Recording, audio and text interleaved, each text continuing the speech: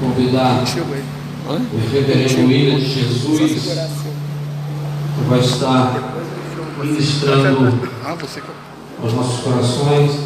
Gostaria de convidar aqui o presbítero Rodrigo para fazer oração pela vida do reverendo William de Jesus. Você que pode, estenda suas mãos para cá. Pode ser, igreja? Deus, nós estamos aqui diante do Senhor, na sua presença. Nós estamos com os nossos corações alegres e abertos a serem ministrados pelo Senhor. Nossa oração, Pai, é que use o seu Filho com excelência, para que tudo aquilo que já está direcionado em seu coração seja transmitido aos nossos corações também. Fala do Senhor com poder e grande glória nessa noite, edifica a sua igreja, trabalha os seus dons ministeriais em todos os obreiros e estudantes de teologia que estão aqui nessa noite, e que nós possamos sair daqui com ferramentas maravilhosas para o exercício do nosso trabalho, da nossa vocação ministerial. Essa é a nossa oração e já te agradecemos por tudo que será feito nessa noite, no nome de Jesus. Meus prezados irmãos, nessa noite abençoada, eu desejo cumprimentá-los na doce paz do nosso Senhor e Salvador Jesus Cristo. Como pastor dessa igreja hospedeira, eu gostaria de dar as boas-vindas a todos os presentes, agradecer ao nosso querido irmão professor Jonas Sabino, também agradecer ao nosso professor pastor Everson, que está aqui conosco. É a nossa primeira conferência realizada pelo nosso seminário, e eu louvo a Deus pela presença de todos os irmãos aqui presentes. Irmãos, coube a mim falar sobre a importância da teologia na vida de oração, e eu quero compartilhar um texto com os irmãos que está no Evangelho de Jesus, segundo escreveu Lucas, no capítulo de número 18. Nós vamos ler os 8 primeiros versículos. Nós temos cerca de 50 minutos para pensarmos a respeito desse tema. Evangelho de Jesus segundo escreveu Lucas, capítulo de número 18, a partir do primeiro versículo, nós vamos ler até o versículo de número 8, fazendo menção também à presença do nosso querido amigo e irmão, pastor Fábio. Pastor Fábio é pastor na igreja Congregacional Peniel, né? Uma linda e aconchegante igreja que fica ali no bairro da Nova Angra. Louvamos a Deus pela presença do nosso pastor aqui conosco. Diz-nos assim, queridos, o texto sagrado: e contou-lhes também uma parábola sobre o dever de orar sempre e nunca desfalecer, dizendo: havia numa cidade um certo juiz que nem a Deus temia, nem respeitava homem algum. Havia também naquela mesma cidade uma certa viúva, e ia ter com ele, dizendo: faze-lhe justiça contra meu adversário. Por algum tempo não quis, mas depois disse consigo: ainda que não temo a Deus, nem respeito os homens, todavia, como esta viúva me molesta, hei de fazer-lhe justiça, para que enfim não volte e me importune muito. E disse o Senhor: ouvi o que diz o injusto juiz. E Deus não fará justiça aos seus escolhidos, que clamam a Ele de dia e de noite, ainda que tardio para com eles? Digo-vos que depressa lhes fará justiça. Quando, porém, vier o Senhor, quando, porém, vier o Filho do Homem, porventura, achará fé na terra? Irmãos, o tema que coube a mim versa sobre a teologia na vida de oração ou a importância da teologia na vida de oração. E eu quero partir do princípio de que nós oramos pouco. Em relação, obviamente, à necessidade que todos nós temos de orar. Somos uma igreja, e quando eu digo igreja, eu falo em tese, que ora pouco. Dito isso, é preciso desmistificar o entendimento absoluto que paira sobre alguns cristãos de que o estudo da teologia afasta o homem da vida de oração. É claro que existem muitos que entraram pelo caminho do estudo, simplesmente pelo estudo, e consequentemente se afastaram do caminho da oração. No entanto, essa não é a regra geral, muito pelo contrário.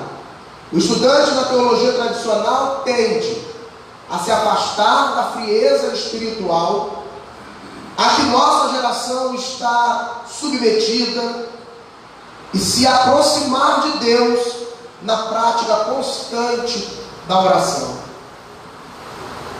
Não é verdade que para se estudar teologia é preciso abandonar a vida de oração. Não é verdade que há incompatibilidade entre o estudo sistemático das Sagradas Escrituras no campo teológico e uma vida de constante oração. Digo, irmãos, não é verdade também que o estudo teológico distancia o homem da oração como se um anulasse o outro. A oração anula o estudo anula a oração. Não é verdade. Não é isso que vemos nos exemplos bíblicos, tantos do Antigo Testamento quanto do Novo Testamento. Observamos que homens tais como os heróis da fé descritos na Epístola aos Hebreus, capítulo 11, foram homens de elevado conhecimento acerca dos segredos de Deus e, concomitantemente, foram homens de oração. É o que observamos nos muitos exemplos também do Novo Testamento. Ou seja, homens que nutriam o conhecimento profundo das Sagradas Letras e, ao mesmo tempo, foram homens de oração. É o que observamos na história dos pais da igreja dos primeiros séculos, tais como Ambrósio de Milão, Jerônimo de Estridão, Agostinho de Hipona, João Crisóstomo, Inácio, Policarpo, dentre tantos outros, homens que enfrentaram a fúria dos inimigos da igreja, unindo em graça o conhecimento adquirido pelo estudo sistemático das Sagradas Escrituras e a vida constante de oração. Ainda desenvolvendo o caminho histórico, o que falar de Tomás de Aquino, homem com uma mente privilegiada? E eu particularmente diria, homem de uma mente privilegiadíssima. Estava ainda ontem lendo um artigo a respeito de um conceituado escritor que colocou Tomás de Aquino como sendo a mente mais brilhante depois do apóstolo Paulo no campo da teologia. E a este mesmo Tomás de Aquino conta-se uma linda história que vai refletir o seu interesse pela espiritualidade sadia, pela espiritualidade sólida. A história de que alguns estudiosos chegou diante de Tomás de Aquino, que estava sentado à sua cadeira, e disse: Tomás, venha ver um boi voando no pasto. E Tomás de Aquino levanta da sua cadeira, lentamente vai até a janela e fica olhando, procurando o boi que supostamente estivesse voando. Ao passo que os estudantes falaram: mas o senhor acreditou? E ele disse: eu prefiro acreditar que um boi esteja voando a aceitar que um futuro ministro do Evangelho esteja mentindo. Nós observamos então a espiritualidade de um homem que com certeza conquistou pela vida de intimidade na oração e também na leitura das Sagradas Escrituras. O que falar dos pré-reformadores e dos reformadores, tais como Savonarola, John Hus, Lutero, Calvino, Melo, Knox e tantos outros que mostraram a possibilidade de se viver uma vida de estudo teológico e também uma vida de produção teológica, a uma vida de oração.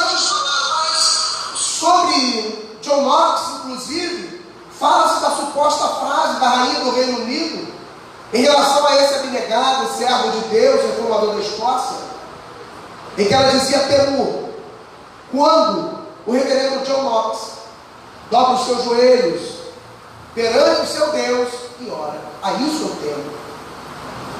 O que falar dos puritanos? Os puritanos, homens que levaram as últimas consequências do servir a Deus, tendo por fim último o estudo e a prática da oração, o conhecimento mesclado à graça.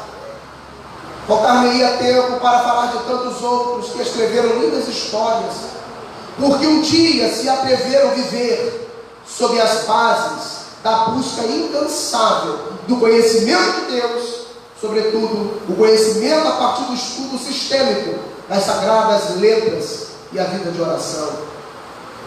Por outro lado, é importante que não deixemos de analisar, mesmo que rapidamente, o fato de que muitos têm deixado levar pelo estudo seco, sem vida, improdutivo, estéril mesmo. Esses abandonam a vida de oração e, por conta dessa atitude, fundam escolas teológicas e filosóficas completamente diferentes daquilo que se entende por caminho de Deus. Contra esses, sempre a nossa luta será através da apologética e da exegese compromissada e genuína. Isto posto, meus irmãos, vamos ao texto escolhido, Lucas, capítulo de número 18, a partir do primeiro versículo até o versículo 8, passagem que retrata a história, a parábola de um juiz iníquo e de uma mulher viúva que constantemente ia até esse juiz pedindo para que ele fizesse justiça. É de grande interesse para mim que, em contraposição às preocupações de alguns contemporâneos, na história bíblica haja tão pouco interesse, se é que há, na oração enquanto coisa em si. E certamente esse interesse não se acha na história de Jesus. Nenhuma instrução sistemática sobre como orar, nenhuma palestra sobre oração, nenhuma especulação sobre a dinâmica da oração, como ela funciona, sem classificações que categorizam os tipos de oração e suas ocasiões. Nós não vemos isso na Bíblia Sagrada, muito menos nos ditos, nas falas, nos discursos de Jesus. Temos homens e mulheres orando, sim, por toda parte da Bíblia. Os salmos são nossa documentação mais abrangente. E Jesus, ocupando a posição central, é o nosso exemplo mais representativo de oração. Mas há pouco sobre a oração como tal, como assunto que possamos isolar estudar, exercitar. O que temos simplesmente são pessoas em oração. O que temos simplesmente são pessoas que oram. E à medida, queridos, que seguimos nos passos de nossos antepassados que oravam, nós não os vemos fazendo uma pausa no caminho para dar um seminário sobre oração,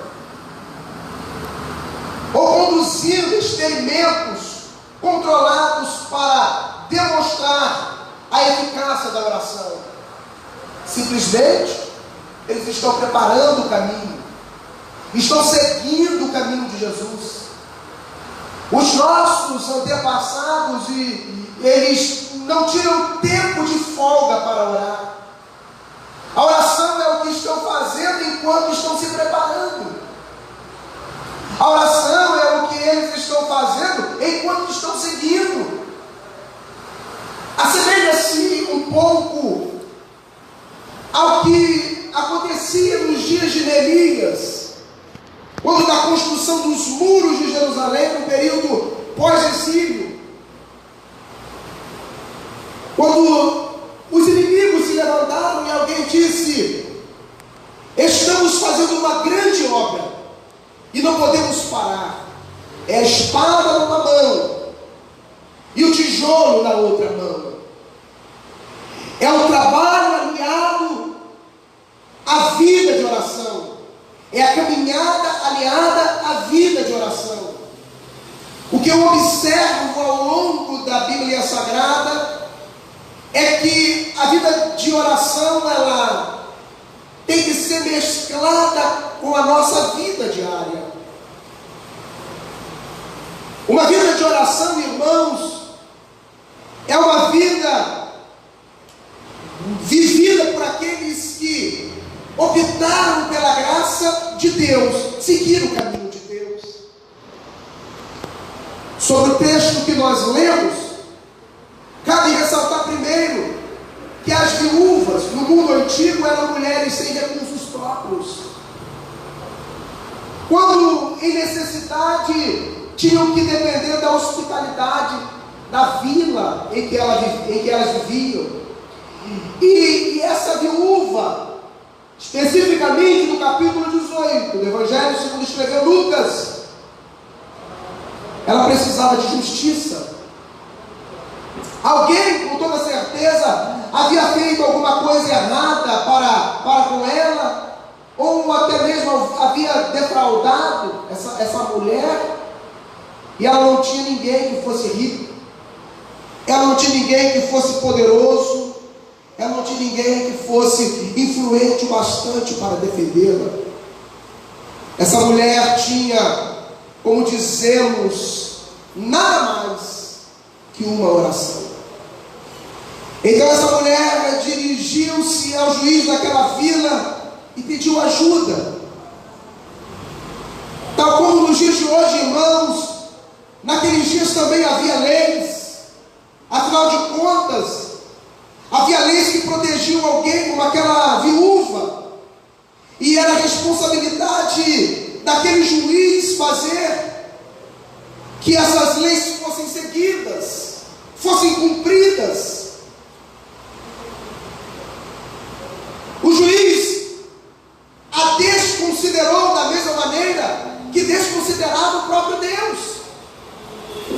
Desculpe-me o ar, de brincadeira, mas já havia no primeiro século Gilmar Mendes, e eu pensava que era coisa só do século 21.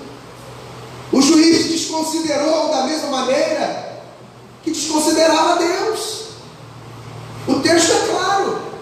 Ele não considerava Deus, ele não tinha relação nenhuma com Deus. E qual é a consequência dos atos daqueles que não têm relação com Deus? Se não o menosprezo, no mínimo, pelo seu semelhante. O juiz a tratava então com desdém. Assim como a todos na vila, ele também tratava com desdém. Só que essa viúva, ela se recusou a parar.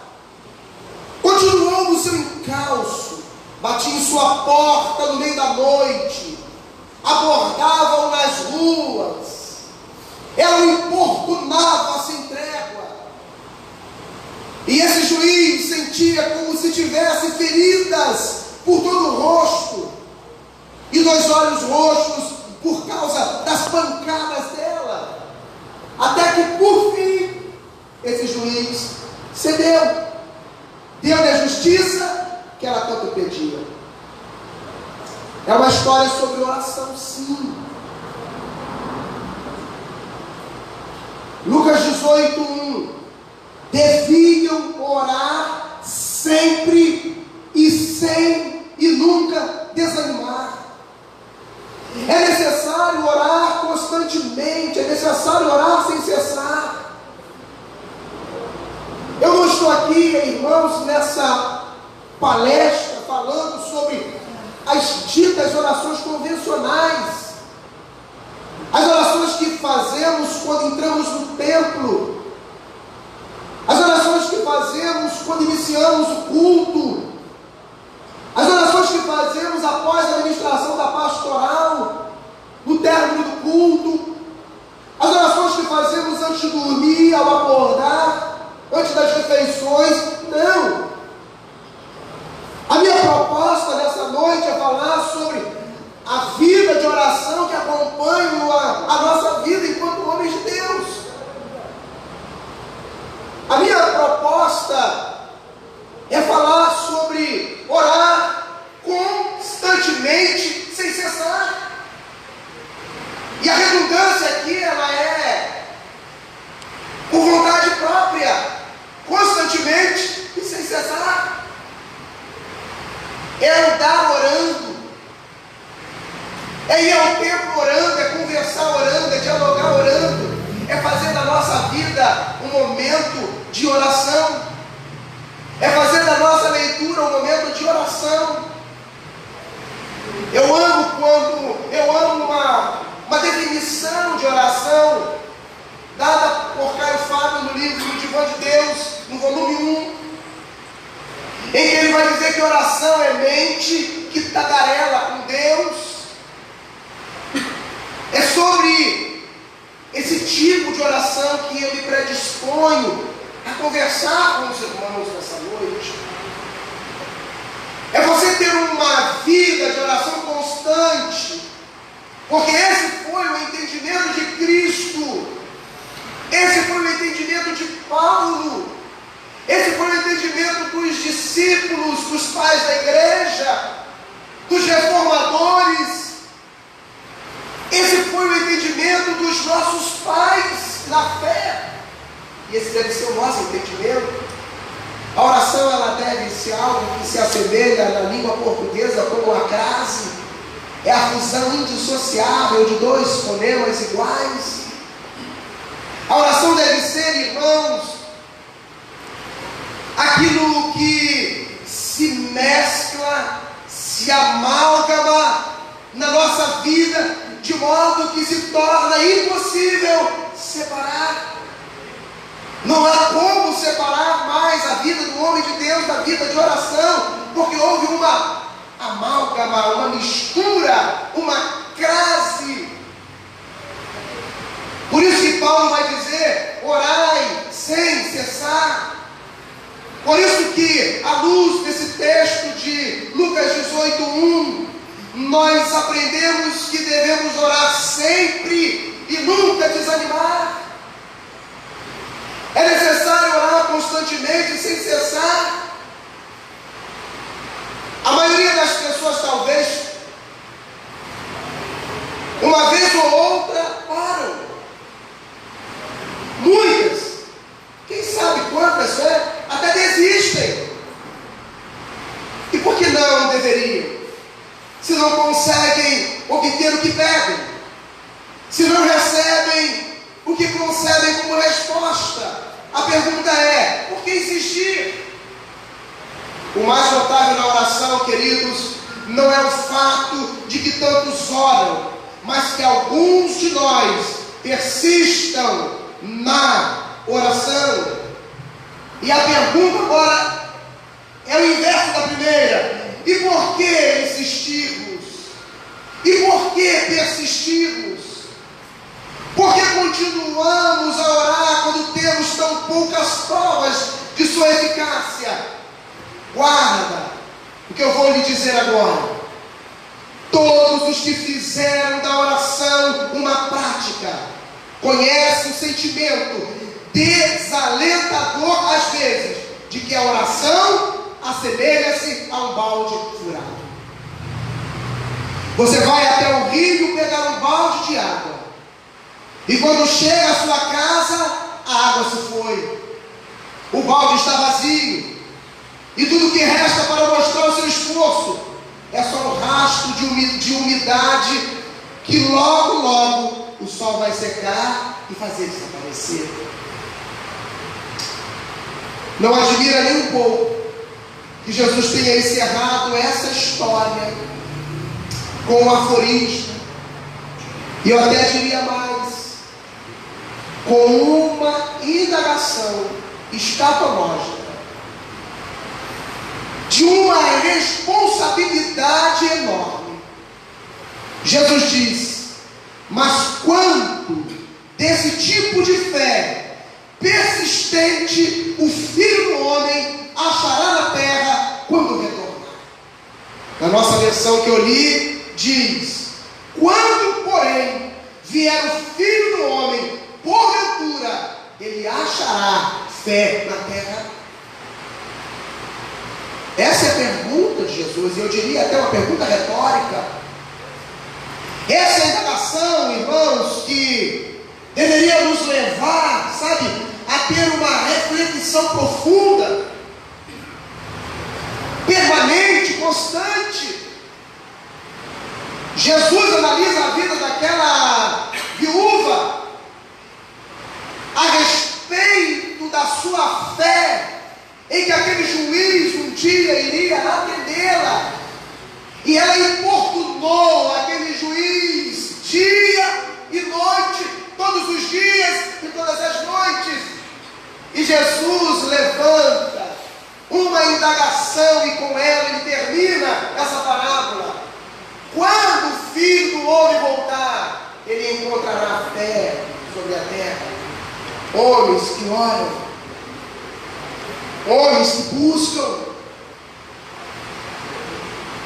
E eu não estou me importando se a minha oração ela será respondida nos moldes daquilo que eu entendo como resposta ou não. A pergunta é: quando o Filho do Homem voltar a essa terra para arrebatar a sua igreja, ele encontrará fé na terra, homens que oram.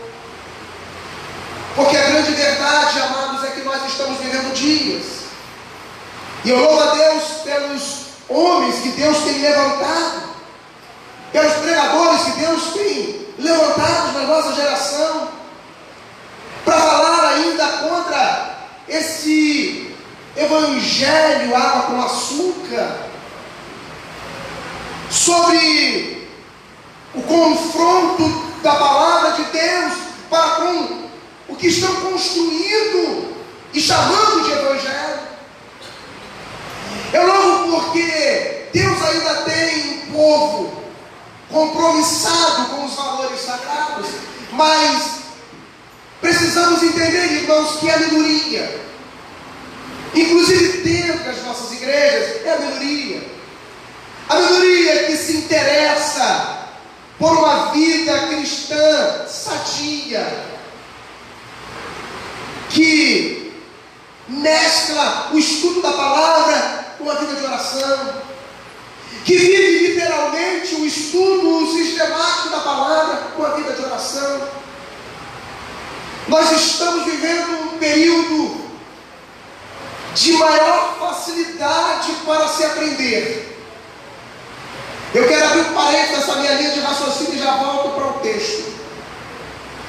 Mas o primeiro seminário, e eu vou falar em termos de Assembleia de Deus, porque a Igreja Batista com certeza foi bem antes, mas eu não tenho uma data. Mas o primeiro seminário assembleiano em terras tupiniquins nasce em outubro de 1958.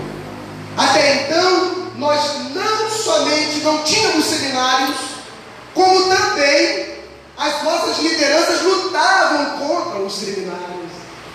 O que existiam eram as chamadas escolas bíblicas, que até hoje existem. Depois tivemos o segundo seminário já na década de 60.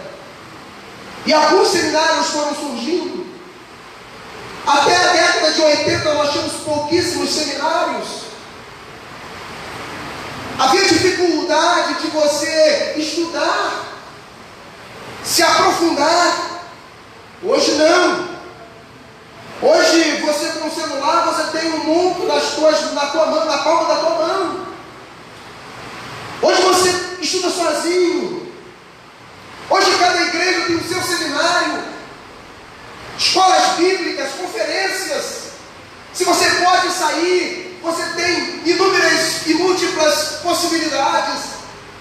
Se você não pode, nós temos em Angra ainda, que iniciando esse processo, mas nós temos as escolas bíblicas, nós temos as conferências. Já está virando algo permanente e importante a conferência Costa Verde, que vai acontecer agora em agosto na igreja congregacional. Não é verdade, pastor? Nós temos os seminários da igreja congregacional, temos os seminários da igreja presbiteriana, tudo aqui na nossa cidade. A facilidade. Mas eu digo para os irmãos, sem medo de errar, nós nunca tivemos um povo tão analfabeto em relação às Sagradas Escrituras como nós temos hoje. E eu associo esse analfabetismo funcional das Sagradas Escrituras exatamente porque perdemos a sensibilidade espiritual que se encontra numa vida de oração. Se no passado nós tínhamos menos facilidade de estudar e estudávamos, e hoje temos mais facilidades de estudar e não estudamos, é porque no passado nós tínhamos mais oração e hoje nós temos menos oração. É porque nós estamos perdendo, e eu falo em tese, a espiritualidade criada, surgida como consequência de uma vida aos pés do Senhor. Não admirem, irmãos, volto a dizer, nem um pouco, que Jesus tenha encerrado sua história dizendo, e eu vou utilizar essa versão, mas quanto desse tipo de fé persistente o Filho do Homem achará na terra quando retornar. Que significa dizer, ele encontrará homens e mulheres que ainda estarão orando, que não desistiram, que terão desanimado. Eu digo para os irmãos que essa fé não é uma abstração generalizada. Essa fé é uma forma de vida que é expressa em oração, mas não oração pela oração, mas a oração persistente. Aquela que diz, parafraseando os salmos, eu não quero saber se ele vai me responder ou não da maneira que eu quero que ele responda, eu só quero saber que eu preciso orar. Eu falei na terça-feira passada aqui na igreja a respeito de George Miller, quando disse certa feita, George Miller conhecido como homem que orava, ele disse, eu não consigo passar 1 hora de joelhos, mas eu não consigo ficar meia hora sem orar. Eu não consigo ficar 1 hora ali de joelhos prostrados, mas eu não consigo ficar meia hora sem dobrar os meus joelhos e orar. É claro que o que ele está querendo nos ensinar, o que ele está querendo dizer, é que a oração ela deve fazer parte da nossa vida diária e constante. A realidade, irmãos, é que aqueles que se mantêm nessa vida de fé, de seguir a Jesus Cristo, orando que vivem e vivendo que oram. Eles aprendem a lidar com aquilo que nossos sentimentos, não instruídos, interpretariam como uma ausência da resposta da parte de Deus. Ou seja, eles vão aprender a viver o silêncio de Deus. Aprendemos por experiência que o silêncio de Deus diante de nossas orações não se deve a alguma impotência de nossa parte, alguma falha técnica na maneira em que oramos, que pode ser consertada desde que consigamos pôr as mãos no manual certo de oração. Não. O silêncio de Deus é uma experiência repetida e comum entre aqueles que vivem uma vida de oração. Se houver qualquer coisa como um livro oficial de oração, esse livro é os Salmos. Essas são as orações que nos dão acesso ao mundo complexo, ao mundo intricado da linguagem que nossos antepassados que oravam, usavam para responder a palavra de Deus para eles. E acabamos por perceber que o silêncio de Deus faz parte disso. As pessoas que oram são profundamente experimentadas nesse silêncio. Eu estou querendo dizer, irmãos, que vai haver momentos sim, que você vai orar e que parece que Deus não vai te responder. Eu estou dizendo que é comum, é normal. Sob a perspectiva bíblica, Deus silenciar. E não significa que Ele não esteja respondendo, ou agindo, ou trabalhando. Não, muito pelo contrário. Significa que é normal Deus não dar a você a resposta que às vezes você quer. Por 46 vezes, Jó faz uma pergunta tão simples a Deus. Por quê? Por quê?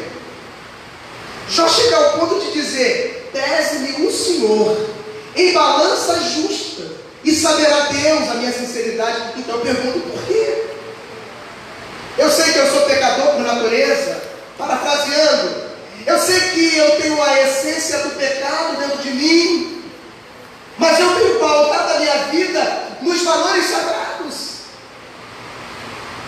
Eu não tenho me afastado dos caminhos do Senhor, dos valores do Senhor. E porque estou vivendo o que estou vivendo, eu só quero saber isso, Senhor. Por quê? E os seus amigos diziam assim: olha, você tem que confessar o teu pecado. Alguma coisa errada e algum pecado você tem para você sofrer o que está sofrendo, da maneira que está sofrendo. E ele dizia: eu tenho o meu pecado como qualquer um tem, mas não há em mim o espírito de prostituição, desejo pela prostituição, não há em mim. Eu quero saber também por quê. E por 46 vezes Jó pergunta por quê. E você sabe quantas vezes Deus respondeu a ele? Nenhuma. Silenciou-se. Lá no capítulo 39, há uma manifestação sobrenatural, e naquela manifestação sobrenatural ecoa a voz de Deus fazendo algumas indagações a Jó. Onde tu estavas quando eu firmavas o fundamento da terra?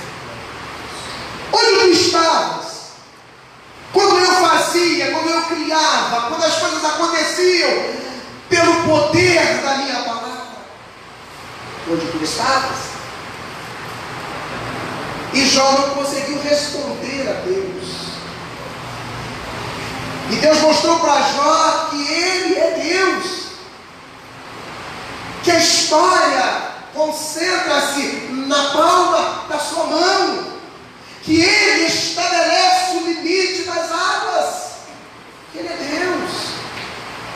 E no capítulo 42, Jó começa a falar para Deus, depois de ele ter ouvido tudo que Deus havia perguntado a ele, e ele ficava sem resposta. Eu vou resumir toda a fala apenas num versículo. quando ele diz: Senhor, com o ouvido dos meus ouvidos eu te conheci, mas hoje, ou a partir de hoje, os meus olhos te veem. Como quem disse, ou como quem queria dizer: eu só te conhecia, te ouvia dizer, mas hoje eu experimentei que o Deus a quem eu sirvo é Deus, e faz quando Ele quer, na hora que quer, como quer, única e exclusivamente porque o Deus a quem eu sirvo é Deus.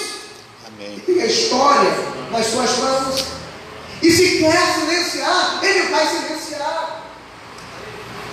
A vida de oração, irmãos, ela então nos leva a esse patamar do silêncio de Deus.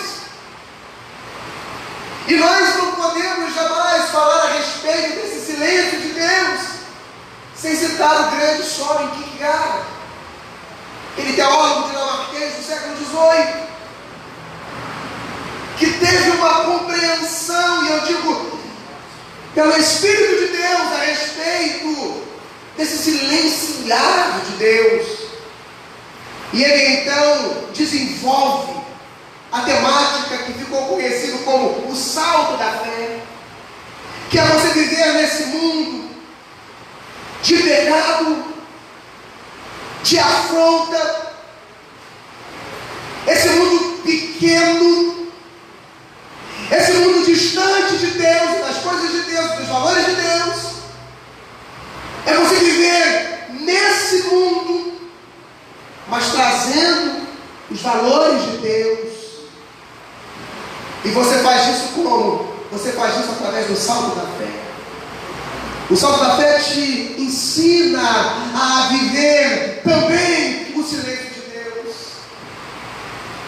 Eu quero dizer que aqueles que vivem uma vida de oração, que pautam a sua vida espiritual numa vida de oração, são conhecedores do silêncio de Deus e sabem que o silêncio de Deus faz parte. As pessoas que oram são profundamente experimentadas nesse silêncio de Deus. Para nós encerrarmos, outra razão por que nos mantemos orando e não desanimamos: sabemos que esse negócio de reino é urgente. Nós o ouvimos dos lábios de Jesus.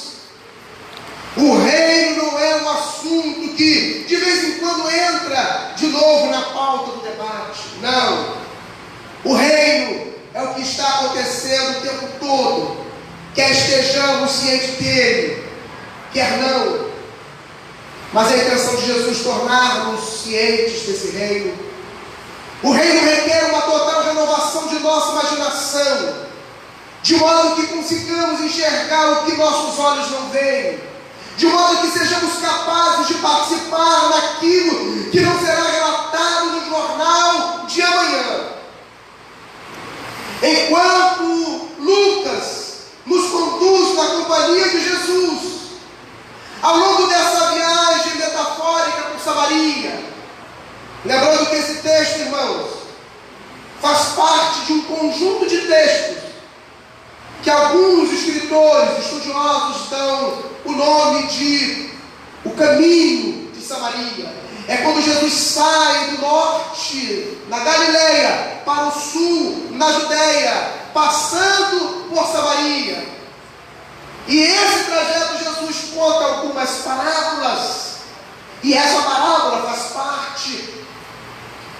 Então, enquanto Lucas nos conduz na companhia de Jesus ao longo dessa viagem metafórica por Samaria, imediatamente anterior à narração da história da viúva, ele prepara a nossa imaginação para compreender o contexto dessa história, e o faz introduzindo uma reorientação radical da natureza do tempo e do espaço, tempo e espaço do reino, de modo que quando escutamos Jesus contando a história dessa viúva, reconhecemos que a persistência na oração é algo muito diferente do que apenas se manter com fibra a respeito de qualquer coisa.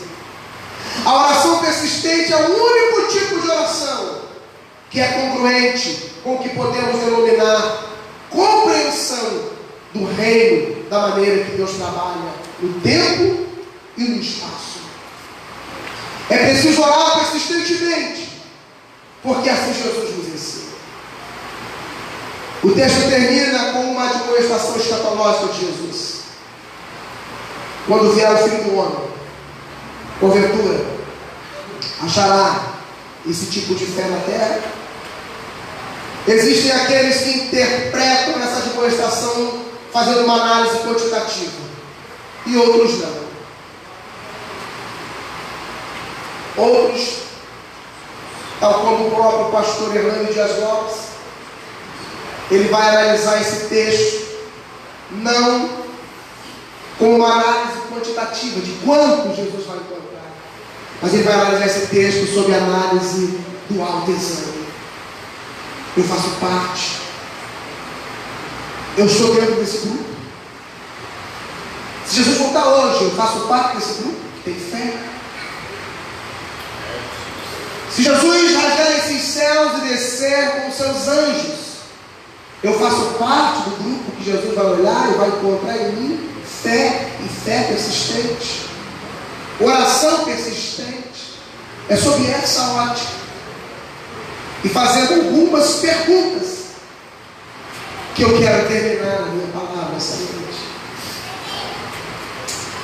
Temos orado, irmãos? Somos uma geração que atrele o estudo das Sagradas Escrituras com uma vida diária de oração? Nossa vida tem sido uma vida ambulante de oração? Que essas perguntas possam martelar sua mente, que você possa viver respondendo diariamente a essas perguntas. Não poderia terminar essa palestra sem levar-nos a um momento de íntima reflexão de oração. Quero convidá-los, se possível, se colocar de pé e orar juntamente comigo. Soberano Deus e eterno Pai, em cuja presença nós nos encontramos, prostrados, Senhor, aos teus pés, nós te adoramos e te adoramos na beleza da tua santidade. Sabemos que o Senhor é bom, sabemos que a tua misericórdia dura para sempre, e é envolvido, Senhor, na tua misericórdia, no saber, no conhecimento da tua graça, que nós te suplicamos, ó Deus, desperta-nos para vivermos uma vida de oração persistente. Senhor, desperta-nos para sermos persistentes na vida de oração, orarmos constantemente, orarmos todos os dias, orarmos todos os momentos. Desperta-nos, ó Deus, para uma vida de auto-reflexão constante. Deus, no nome de Jesus, o teu Filho, nós oramos, Pai. Eu te peço que o Senhor possa alcançar a cada um que aqui está, e alcançando, que o Senhor possa despertar, e despertando, que nós venhamos, Senhor, a uma prática de vida que culmine numa vida de estudo sistemático da tua palavra e de oração persistente, para que o teu nome em nossas vidas, em nossas atitudes, seja exaltado e glorificado. Que seja assim o teu nome glorificado nas nossas vidas. Nós oramos agradecidos em nome de Jesus. Amém? Que Deus nos abençoe, irmãos. Amém e amém. Obrigado. Meus irmãos, nós vamos ter um tempo de intervalo de 15 minutos, ok? Para você beber água e ir ao banheiro.